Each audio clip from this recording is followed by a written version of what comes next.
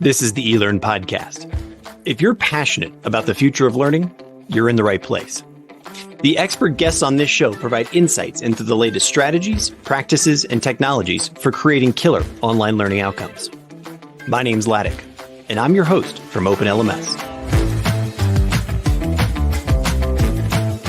The eLearn podcast is sponsored by eLearn Magazine, your go-to resource for all things online learning. Click-by-click how-to articles, the latest in EdTech, spotlight on successful outcomes and trends in the marketplace. Subscribe today and never miss a post at elearnmagazine.com. And Open LMS, a company leveraging open source software to deliver effective, customized, and engaging learning experiences for schools, universities, companies, and governments around the world since 2005. Learn more at openlms.net. Hello, everyone, and welcome to the eLearn podcast. My name's Laddick, as you heard. But again, as I like to start out, this show is not about me. It's about my guest here, which today is Mr. Andy Storch. Andy, how are you today? Laddick, what is up? I'm feeling good and excited to be here. Thanks for having me. That's awesome. You know, you shocked me 30 seconds ago when we were in the green room because I did not expect to hear that you are where you are right now. So tell us, where are you in the world? Yeah, that's right. So originally from Orlando, Florida in the US, and about 5.5 months ago, I moved with my family to Barcelona, Spain to kind of pursue a dream of living in Europe. Brought my wife, 2 kids, and our dog as well. And we're close to 6 months into this adventure, and it's been a lot of fun so far. But you still are not saying Barcelona. Come on, my friend. Still not saying Barcelona because I'm not Spanish. You got to get your Spanish on immediately. That's fantastic. Yeah. Well, apparently, the first language here is Catalan, and the Catalonians, they call it Barcelona. It's the Spanish, they call it Barcelona. I don't know. It's confusing. I know. I stand corrected. As everyone who listens to the show knows, I also live in a Latin speaking or a Spanish speaking country. I live in Latin. That's right. Mexico. And so it's a very different universe, but I'm so happy you just schooled me on that, on the Catalan. That's very nice. No, I just learned it myself. But speaking of learning, since I know it's one of the things we're going to talk about, what a phenomenal experience to be in another country. It's so challenging with the language and the different culture. And it's really what I was looking for, a different way of life. And it's been fun observing, learning, trying to engage and figure things out and get things done. And it's been a good experience for my kids so far. And I'm sure it's been an interesting experience for you being down in Mexico as well. Yes. Again, as most people know, I'm 17 years into my overseas experience. So let's take that offline and I would love to dive deeper on that because our family has loved it. All 3 of our kids were born in different countries, and that it's being a part of and in the world that is not where you grew up is volumes and volumes to be spoken about that. But we're here to talk, and I guess what, I think that's a great segue because we're here to talk about owning your life, especially for learning professionals. But tell me, set the stage for us. Who are you? What's your background? How did you get to this? What's Own Your Life about? And we'll kick off from there. Yeah, well, thank you again for having me. I appreciate it. I come from a background of doing lots of different things. I worked in corporate America and the insurance industry for a while, and I got into consulting, working for a boutique consulting firm, a global company that was really sort of hybrid consulting and training, and really got me into the learning and development world. Used to create and run custom business simulations for companies, teaching people how their company worked, teaching strategy, finance, business acumen. And I got a chance to travel all over the world running these workshops for big companies, mostly in the tech space, but in other industries as well. And over that time, I learned a lot about what great leadership looks like, what great strategy looks like. And I also observed a lot of people kind of drifting in their careers, operating in reaction mode, waiting for someone else to tell them what to do or where to go. And, it doesn't mean that people weren't necessarily moving up the ladder. They weren't, they were, quote, successful. But it just seemed like, as I'm observing, interesting how some people were a little more intentional about what they were doing with their career and others sort of just waiting for things to happen to them. So I kind of, tucked that away in my brain as I was going along, trying to figure out where I was going and what I was doing with my career. And in 2016, I got into personal development when I read a book called The Miracle Morning by Hal Elrod, which absolutely changed my life. I started practicing this morning routine and getting up earlier and being really intentional with the way I started the day by doing things like meditation, reading, writing, visualization, things like that. I started reading tons of books, listening to lots of podcasts, and doing a lot of introspection and self-reflection on who I am and where I want to go, what I really want to do with my career and my life. And for me, I was really drawn towards this idea of entrepreneurship. I really wanted to be running my own business. I don't know why. There were no other entrepreneurs in my family. My parents were teachers. I didn't even know what entrepreneurship was growing up, right? But I learned about it, and I had this draw towards it because I think I have this sort of inner drive and value of like freedom and autonomy. And so as I was doing all these things to try to figure out how can I take the strengths that I have and go run a business, I was learning all these different tools and skills. And I realized one day that as I've been building a business around my strengths and sort of trying to figure out what I really want to do with my career and my life, I now have a lot of these tools that could help other people do the same thing for their own careers. And at the same time, I was having lots of conversations with clients and people, and I would hear this kind of refrain. If you listen to a lot of podcasts, especially about entrepreneurship, they'll say something like, if you don't like your job, you need to quit the 9 to 5 and go start your own business, right? And it sounds great, but what I discovered, it's the absolute worst decision ever. Yeah, anyway. It's terrible, right? I was like, oh yeah, okay, I'll just go do that. But what I realized, A, entrepreneurship is hard. It's not for everybody. B, a lot of people don't have any interest in being an entrepreneur, right? They like the structure of working for a larger company, the collaboration, and a lot of the benefits that come with that. And so many people told me like, I'd never want to do that or what you're doing. I like working in a company. And so what I realized is like, not everybody wants to be an entrepreneur, but what I think everybody does want is to feel happy and fulfilled in their career. Mm-hmm. And I realized through my own journey and the work that I was doing that one of the biggest ways to do that is to take ownership, to take responsibility, and to be more intentional with what you're doing and where you're going. It doesn't guarantee any type of results by any means.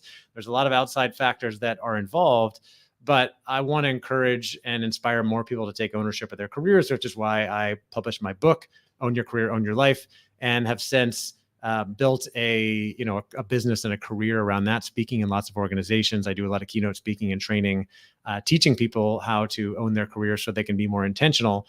And then the other part of my business, I also run a podcast, a conference, and a membership community called the Talent Development Think Tank, which is for learning and development, talent development professionals to connect with each other and learn the latest trends and really up their game and achieve more success in their careers in learning and development. I love it. Thanks for that really complete story. I love it when people actually give the full picture there, because one of the things, if there's any truth that I have learned over my 25 years in the workforce, is there's no path. There's no like, it's the rarest bird that woke up in second grade and said, I want to be an instructional designer, and then showed up and was actually like, it turned into an instructional and now is killing it and loves it. Right. And that is just absolutely the rarest person. And so all of us have this circuitous path of where we go and how we get there. And I also really love the reflection and your willingness as someone who does have the entrepreneurial bone, right? So often when we're given a hammer, that's how we solve all the problems, right? They all look like nails. And so it's hard for a lot of entrepreneurs to get out of their way and say, no, you should own your own, you should start your own business. You should do this too. But I'm married to a person who absolutely would never, ever choose the entrepreneur lifestyle. And that's part of our yin yang. And so to hear you like recognize that and hear that, it gives me, I don't know, it warms my heart. I love it, because there's thousands and thousands of people out there who really want to live, they really enjoy that. What's the first thing, like when someone's looking at this or someone approaches you or they come into your life somehow, what's the first thing that you're asking them around owning their life, owning their career, especially in like the sort of the learning space? If I'm a designer, if I'm a professor, if I'm a training coordinator, if I'm an whatever, what would be like those first discovery questions that you'd ask in order to take a next step? Yeah. And in learning development, we love questions, right? We love questions. Sure. We love learning. Well, I always say the foundation to owning your career is in self-reflection and self-awareness. It's building your self-awareness to really understand who you are and what would be a good direction for you to go in. And it's something that's missing for a lot of people in the corporate space, is taking that time for self-reflection. We're bombarded with requests and things to respond to all the time, right? Text messages, social media notifications, emails, requests from our boss, our spouse, our kids, whatever. And it's rare to just take time for yourself and think. And I think it's even more rare for people in learning and development, because as much as L&D professionals are all about learning, they're also all about serving others, right? And always thinking about, how can I serve the people that I work for and develop those people, and not really taking as much time for their own learning and development, their own growth. And I think it starts with self-reflection and answering questions like, who am I? Which is a deep one, a hard one, right? But how did I get here? What do I like about the career that I have right now? What do I not like about it? What would I change if I could change anything? What are my strengths and my weaknesses or areas for development? And really getting honest about those things, and including strengths, because a lot of people don't recognize their own strengths or choose not to, because they're taught to remain, to be humble. But it's a good idea to figure out, hey, what are you really good at? What do people admire in you? What are your energizers, the things that you really love doing? What do you want to do more of? And then you can use that as a foundation to start to design a career that is more of a fit for you. So you may be in that career now, and maybe there's a few tweaks that you might want to make, right? Or you might discover that you would like to be doing something completely different. And then you can start to set a vision. The next step, setting a clear vision for where you want to go with your career, and having that vision. It's nothing set in stone, doesn't lock you into anything, but it gives you something to work towards. And it gives you more clarity and helps you answer questions or respond when those challenges or opportunities come up, right? The opportunity could be your boss offers you a promotion or a role in a different department. Where does that fit in? If you're doing really great work and you get a promotion, but truly you want to move into marketing or try something different, then it doesn't quite fit in with your vision. And then, of course, we've had people have challenges that come up all the time. We've seen tons of layoffs over the last year, right? People who are looking for a new job. And you can start to use that time to reflect and really think about, where do you really want to go if you had a chance to pick anything, and start to use that to target certain careers. But it really starts with that foundation of building your self-awareness. And the more you know who you are, the more you can build a career around the types of things that you like to do. You can do things that fit more to your strengths. And I think that will benefit all the people around you, especially if you work in learning and development and you're building things that are going to help other people learn and improve their own careers. So many directions to go there. The one I want to start with is, looking in the mirror is a scary prospect for many people, I mean, myself included, and I mean that in both sort of a tongue-in-cheek way, but also in, a much deeper meaning. It's that, even I heard you say in just a few seconds ago, taking time to pause and reflect. Yeah. Most of us not only don't do that, but it's kind of, when the room goes silent and, you have that alone time, we're not sure what to do with it. Yeah. So pick up the phone. Say again. We pick up the phone, right? Yeah, I'm bored exactly. for 2 seconds. I pick up the phone and check my email. We live in a world of constant distraction and attention grabbers. And so when we do actually carve out a space, if it's 15 minutes, if it's a half an hour, and we're like, ooh, what's your first, piece of advice or structure or exercise that you give to people to start building that muscle of self-awareness, or start asking those questions and not first get freaked out by it, but then also just, a ramp that gets them going on that in a way that yields something that they can start to build momentum with? Yeah. Well, start with the quiet space with a notebook and a pen and a cup of coffee or tea, and no distractions. Ideally, I like to do mine early in the morning before my wife and kids get up, and there's not much to distract me other than the phone, which is a whole nother thing, right? Whether you dive into that or you put that aside, and then start to really think through some of these questions. You could start with the question of who am I, which sounds really deep, but you can start listing out all the things that you identify with. And so often we place our identity with the jobs that we do, but there's so many other things, right? Like I'm a husband, I'm a father, I'm a friend, I'm an uncle, I'm a speaker, I'm an author, I'm a member of my community, I have There's lots of Think things that we might you're be also a bike doing. rider, unless that bike is fake in the behind Yeah, you. I've got a bike behind me. I don't know if I consider myself a cyclist, but I like to ride my bike a lot. I'm a cyclist, right? I like to ride bikes. I like to travel, right? I'm a traveler. So what are all the things you identify with? And most of them will probably be good. Some of them might be bad. Some of them might bring things up for you. But are you happy with those things? And what do you really want to expand on or do more of? And this goes beyond work, right? Because I started talking about where do you want to go with your career? But I think a lot of people go through these and realize that I just had a conversation with somebody about this today who had this sort of um, introspective moment, this pivotal moment in her career when she realized like, oh, I've always said that family is the most important thing to me, but I'm traveling all the time. I'm working till 10 p.m. I'm not really seeing my daughter except on the weekends. Is it really the most important thing to me? Like I'm saying that it's important, but I'm actually working more and not spending that much time with her. And that's okay. A lot of people get caught up in work. There's projects, there's seasons, there's things that happen, but getting clear on your values as well, what's important to you and what's driving you. And then asking like, are you actually working or living in alignment with those values? Are you doing those things? I say and health are the most important things to me.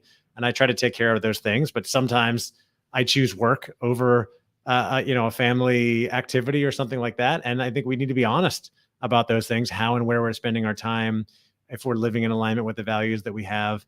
And I think a lot of people don't realize that they have more ownership over their time than they realize. Like everything we do has trade-offs, right? Every moment, how we spend our time. Like right now, we're doing this podcast interview, this live interview together, right? Either of us could have not done this. We could be working, you could be at the gym, you could be traveling, you could be spending time with your wife. Like there's a million things you could be doing. We chose this in this moment, and we're making those choices every day, all the time. And so there probably are many moments where people are choosing work, but they could go to the gym or they could choose to spend time with their family. And I want to encourage people to be more honest with how they're spending their time and what's guiding that. What's the reason behind that? And how does that connect to that vision that you set for yourself, the goals that you put in place, right? Because once you set that vision, you start to put a plan, you start to set goals. Are you doing things that help you make progress on that? Or are you just kind of drifting through life, operating in reaction mode, waiting for other people to bring things to you or tell you what to do, which is what a lot of people are doing because we've got, 100 plus emails coming in every day, and it's easy to just sit there and respond. And everybody's job is different, of course.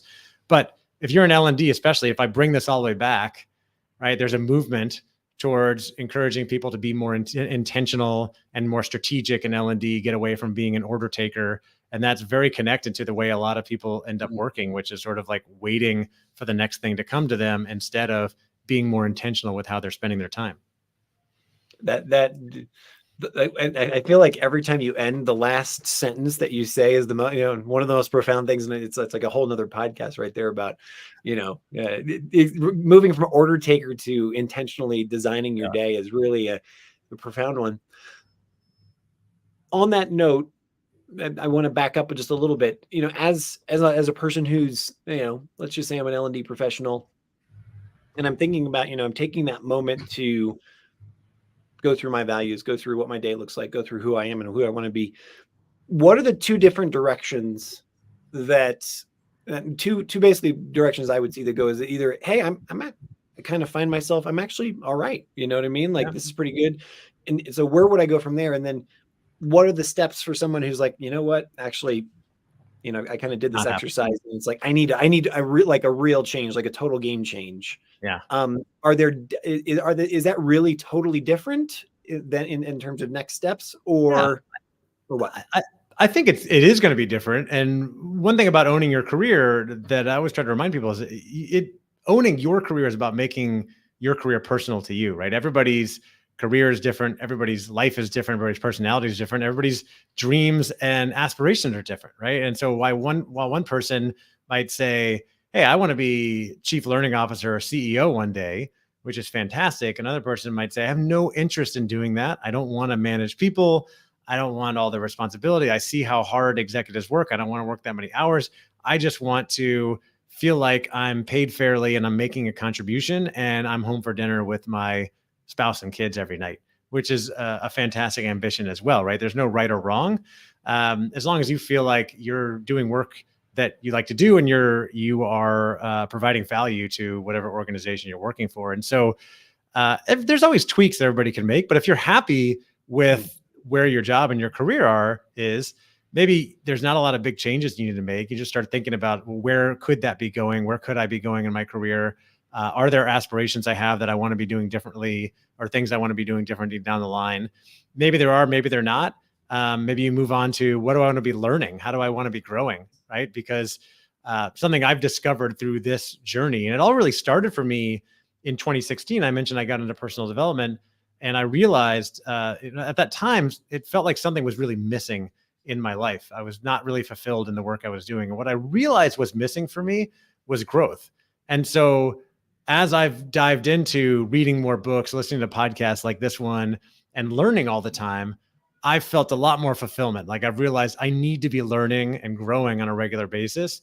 And so even though, most of your listeners might be working in learning and development, you have to ask yourself, am I making time for learning on a regular basis? Maybe I love my job, but I don't necessarily want to change the career I'm in or the job I'm in, but am I making time for learning on a regular basis? Am I growing? Because that learning is going to drive fulfillment. I learned this from Tony Robbins many years ago. The two biggest drivers of fulfillment are growth and contribution. So are you growing, and do you feel like your work matters? And you and I both know that the world is changing fast. And so if you're not investing in continuous learning, if you're not spending your own time learning, you risk being disrupted at some point, right? AI is going to take your job if you haven't figured out how you're going to harness it in the next few years, which is why I'm playing with it all the time. For the person that is on the other side, feeling like, you know what, I did this work and I'm not in the job that I enjoy. Now's the time to start to think about where you want to go and make a plan for that. And hopefully, if you work in a large organization, there's other opportunities for you. And ideally, you have a manager who cares about your own development and growth, that you can go to your manager and say, hey, we've been doing this work together. I hope it's been valuable. I'm just finding that it's not terribly fulfilling for me. I'd really been thinking about doing something different, moving into HR, marketing. Can we talk about that? And there might be an opportunity there. And I think one of the biggest disconnects or challenges in a lot of big companies is that people don't feel fulfilled in their career. They don't have a career conversation with their manager, and they end up going on LinkedIn and just going off and finding something else. And that's a big loss for the companies they work for, because if you work for a big company with 5, 10, 15,000 employees, there's tons of other roles there, things that you could be doing if you just have that conversation with your manager. Now, it may not go that well. I've had my own experience. In fact, many years ago, I worked for a large insurance company, and I realized I was in a role that didn't really fit my strengths. It was an analytical role, playing with spreadsheets all day long. And I'm pretty decent with an Excel spreadsheet, but it's not my core strength, right? I realized at that time that I'm good with people, and that it might be better for me to be spending more time in a people-focused role. And so I went to my manager at the time and I said, hey, I'm kind of realizing I have these strengths. We have people that go out and work with the agents in the field. Maybe that would be something better for me to do to take advantage of my strengths. And he basically said to me, no, get back to work. Like, this is your job. Like, this is what you need to be doing. Right. And so it was really just, this is not a success story. Right. It was hard to hear at the time. It was disheartening, but I'm also very grateful that he said that, because in that moment I knew this is not the place where I need to be. Yeah, sure. That was find another job. And that set me on the path to go to get the job in consulting, which set me on the path to go start my own business and do what I'm doing today. Like, if he had said yes, and this was over 15 years ago, I might still be there today, right? So this is a lesson for leaders, right? In leadership being about enabling and empowering your people, and developing your people and taking advantage of their strengths, right? If he had said yes, I might still be there. I'm grateful he said no, because it set me on the path to get to where I am today. But the point is, you can go have that conversation, and there's a good chance your manager might say, yes, let's put a plan together and help you find something that is more of a fit for your strengths. And if your manager says no, then at least the long-term viability, this is probably not there for me. Maybe I need to go do something else. And unfortunately, that's, it's uncomfortable at the time, but it may be the catalyst or the change that you need to go do something different. And then you start learning about what those new things are. What are you curious about? What do you want to learn more about? Go do some networking, talk to people who are doing those different types of roles, and see what you might like to do next. Fantastic. No, I love it. Well, that the question that I had just completely just left my mind. I apologize that. Let's see if I can let's see if I can I recall think it you right now. wanted to ask me, once people have that vision and that plan for where they're going to go, what do they need to be thinking about next? How do they make sure that they're setting themselves up for success down Actually, the no, line? but I do want to ask that question next, but because and actually this is a good segue to that. What I was Yeah. going to ask was, Yeah. how do you help people determine the difference between what I would call aspirational goals or should goals and Yeah. must goals, right? So it's you go through that visioning exercise, you go through that, that thing. It's so easy, especially in the world of influencers in today's, Yeah. distraction universe today, to be picking things out and be like, oh no, I kind of like be like her, or oh yeah, Yeah. he has some things I'd like, rather than actually kind of really saying, what is it that I actually really love? And we end up creating should goals rather than no, I really got to go, and discovering that either Right. you're happy with something. Talk to me about that a little bit. Yeah, I think there's definitely a challenge with a lot of people setting goals based on what they see other people doing. Oh, that person's doing that. Maybe I should be going after that or trying to do that Mhm. too. And that's where it can be helpful to get really honest with ourselves and be like, is that something that I really want to do? Or am I just envious of maybe the benefits that come with it? And am I willing to put in the work to go after that? For example, you may know someone who has been promoted to a VP level position and they're making really good money. And you're like, I wish I could do that. I would like to do that too. Ask yourself, how many hours are they working? What did it take to get there? Do you want to do that too? Are you willing to put in that work? And the answer might be yes. Or you might say like, you know what? It's nice, but I don't really need to do that. I'd rather be doing something different. The other thing I look at is, uh, I think it's natural that we're going to be jealous or envious of people in different positions who are doing different things, whether it be about their title or the money they have or the way they're living their life. Sometimes I look at that and I think about the levels of that. Am I just sort of envious because it seems like their title is cool or they have a lot of money? Or am I like, oh man, I really think what they're doing is cool. I'd like to do that too. Like I'm looking at you and thinking, wow, you know what? He hosts this podcast. He gets to run his own business. That's something I really want to do. Or it just sounds cool, but I don't really want to put in the work to do it. Right. So Right. getting Yeah. honest about that. I kind of like thought about it the other day in this metaphor for fitness. You mentioned I have a bike and I've gotten really into cycling. I just really enjoy it, but I don't really like running. And so Mm. when I see people, so first of all, whenever I see people a cyclist riding on the street and it looks like they're going out for a long ride or something, I'm always jealous. I'm like, oh, I wish I was with them. And when I see runners going down the street, I just look at them and go, that doesn't look fun. So, so that's a Absolutely. sign to me.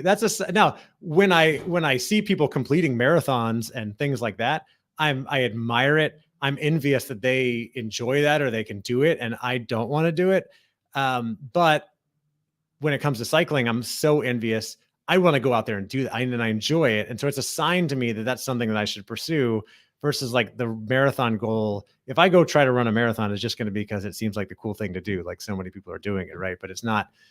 I don't know if it'll be that fulfilling for me. I don't know if this is landing, but Yeah, no, when it I comes know to it's perfect. I mean, for me, it's the woodworking goal, right? Like every time ooh, I'll stumble on, so my life has, because of the choices we've made for our lifestyle in terms of being turtle nomads, hopping yeah, from country to country, we don't ever have a place, right? I don't have a garage mm, where I can put my tool set and yeah, my, or my space where I kind of have a studio or anything like that. And so, but I grew up in a family with a father who built stuff all the time. It's kind of like mm, in my DNA to like, build things. And so walk with me with this for just a second, because yeah, I'll get you there. But and so for the longest time, I would talk to my wife about, man, I just really miss her. I wish I had the opportunity to build things like with wood yeah, and these, you see, because I have bunches of friends who are into that, and it's gorgeous. They create gorgeous things and they're yeah, yeah, wonderful. And then it dawned on me one day that what I actually do is, because I'm entrepreneurial, my solve for that, my solution is actually I solve problems I build stuff every day. I'm a mm, creator in many right, ways. It's yeah, just digital. yeah, Right. yeah, And so that one mental shift, it took me, 45 years to get there. But that yeah, one shift was like, I was like, oh, wait a second. And then that whole thing yeah, kind of, not only the envy went away, but it's like, wow, I have something to pour myself into, because I'm like, wow, yeah. I actually do fulfill that, Yeah, and And you so and it's you the same reminded thing with bike. me. Like it's like, yes, totally. It's just, you got to find what is it that you actually love going out and doing, Yeah. or going in or staying in and doing whatever you want to Right. say. And So it makes you a lot of reminded me that it's a journey and a process, right? We may not know right away. Like you said, the kids in second grade that know exactly what they want to do, it's probably Mhm. going to change over time. I have a son who's in second grade right now. And if you ask him what he wants to do when he grows up, he'll tell you he wants to be a professional soccer player. Of course. 100%. Like there's going to be no doubt in his mind. Actually, he told me the other day, I don't ever ask him what he wants to be when he grows up because I think it's a silly question. But he voluntarily told me when he grows up, he either wants to be a professional soccer player, a referee, or a bus driver. And I was like, well, those are all three great careers. Let's just see what happens. And I'll support you either way, right? Some of them pay more than others, depending Exactly. on the level that you're at. But yeah, I imagine bus driver comes with a lot of Unless stability you're and Taylor Swift's whatnot. bus driver, then you're doing all right. Anyway, Yeah. so By the time he grows up, there probably won't be any bus drivers, so they'll be autonomous. But I didn't tell him that and try to ruin his dreams. ooh, So, ooh. but anyway, it changes over time, right? We're going through a process, and my dreams, my vision, my goals have changed over time as well, as yours probably have. And so I think we need to be constantly thinking about these things, doing this introspection and trying stuff, right? With a growth mindset, or something I'm really big on, and following your curiosity. So a lot of people ask, well, how do I know? What if I don't know what I want to do? Well, instead of this, like, follow your passion, if you don't know what you truly love and it's not a valuable thing anyway, like woodworking, you might be passionate about it, but maybe no one's going to pay you for it. So what are you curious about, right? What do you want to learn more about, especially in a professional context, and start to pursue some of those things? Because if you're 20, 30, 40, even 50, you have time to try different things and build careers around them. If one thing doesn't work, pivot and do something else, because things are changing all the time anyway. So I'm all about, adopting the growth mindset, just trying different things and seeing what works, and then continuing to kind of hone and shift our vision and our goals based on that. Love it. I love it. So take me there to that next stage of, you've kind of put together a vision, you Yeah, thought through your values, you found some goals that are, sorry, yeah, some goals that you can attach yourself to. right. What's my next step? Yeah, so you've laid the foundation, you set the vision for where you want to go. The next step is to make a plan and set some really specific goals for how you're going to achieve that. I'm a big fan of using SMART goals, specific, measurable, actionable, relative, and time bound. Maybe finding some accountability, someone who can hold you accountable to those, whether it's a manager or a friend or whatever. I find that can be really valuable. And I'm always working on different goals. You could have annual goals, quarterly, monthly, and then trying to break those down into smaller milestones or goals, or even using habits to achieve those. But then the next thing is, like, where you're going, you're working towards something, but we both know challenges are going to come up, things are going to change in the world, whether it's the economy or anything else. And so I believe there are three things we can always be doing to set ourselves up for future success and sort of future proof ourselves, if you will. The first is to invest in continuous learning, which we've already talked about a little bit. And our listeners here are all about, right? I'm preaching to the choir. Let me tell you about the Yeah. importance of learning, right? But really investing in continuous learning and committing to, I'm going to learn new things every day, every week, because the world's changing all the time. I can't just sit here and rest on, hope that college degree I got 20 years ago is still going to serve me in my career 20 years from now, because the jobs are going to completely change. So making sure you're making time for reading, listening to podcasts, taking courses, whatever it may be, going on LinkedIn. The second thing is to be building your network, right? Building relationships, building connections with other people. There's nothing that's been more valuable for me in my career than building a network and having connections with different people that could lead to different opportunities, down the line. So keeping in touch with people you worked with in the past, meeting new people all the time, especially who are doing things that you might want to be doing in the future.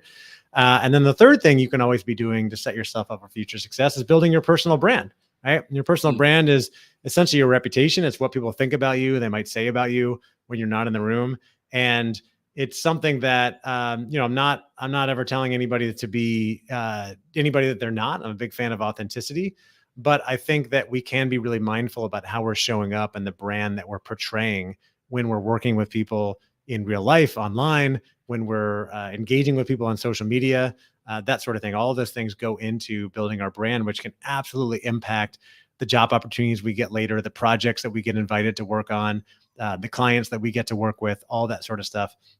And then the other really big thing that will really help you with regards to achieving your goals and setting yourself up for future success is developing your mindset. Something I've been working on for years and years through lots of study and trying different things, but it's really developing an ownership mindset, which means that you take full responsibility for everything going on in your career and your life, and you try to focus your energy on things that are in your control and less of your energy on things out of your control. And there's lots of things that are out of our control. We need help from our boss and others in our career, but focusing on what's in your control and developing that growth mindset, right? That willingness to go try different things, to believe that we can always learn, we can always improve, we can always get better, and to try not to fear failure so much, because with a growth mindset, I believe that, there is no failure. There's only learning and growth, right?